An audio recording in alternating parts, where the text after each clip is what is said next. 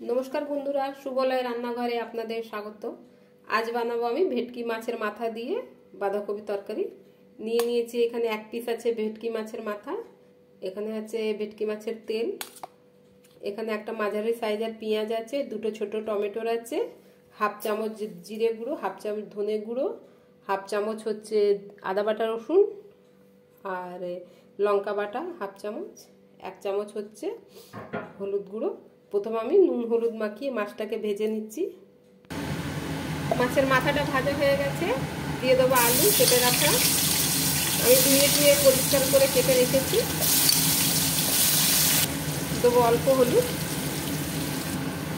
আলুটা হাফ ভাজা হয়ে গেছে, দিয়ে দেবো পেঁয়াজ কেটে রাখা।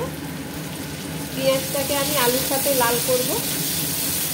আলু আর পেঁয়াজ ভাজা হয়ে গেছে, দিয়ে দেবো আদা রসুন বাটা, দিয়ে দিলাম ধনে গুঁড়ো, দিলাম জিরে গুঁড়ো, দেবো হলুদ গুঁড়ো। অল্প জল দিয়ে মশলাটাকে কষাবো।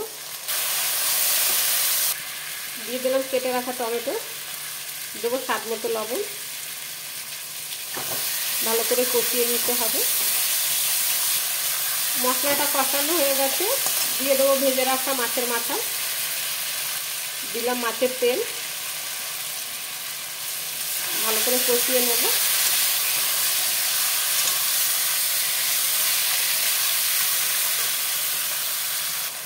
দিয়ে দেবো কাঁচা লঙ্কা বাটা, দিয়ে দিলাম ধুয়ে কেটে রাখা বাঁধাকপি। ভালো করে একটু নাড়াচাড়া করে দেবো, উপর নিচে করে দেবো মশলা আলু কপির সাথে।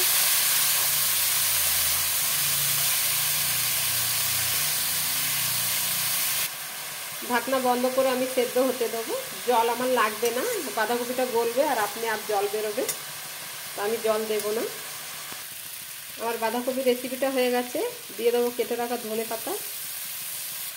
অন্য একটা পাত্রে আমি ঢেলে নেব। ভেটকি মাছের মাথা দিয়ে বাঁধাকপির রেসিপিটা রেডি হয়ে গেছে বন্ধুরা। যদি আপনাদের আমার এই ভিডিওটা ভালো লেগে থাকে তাহলে লাইক কমেন্ট সাবস্ক্রাইব অবশ্যই করবেন। ধন্যবাদ।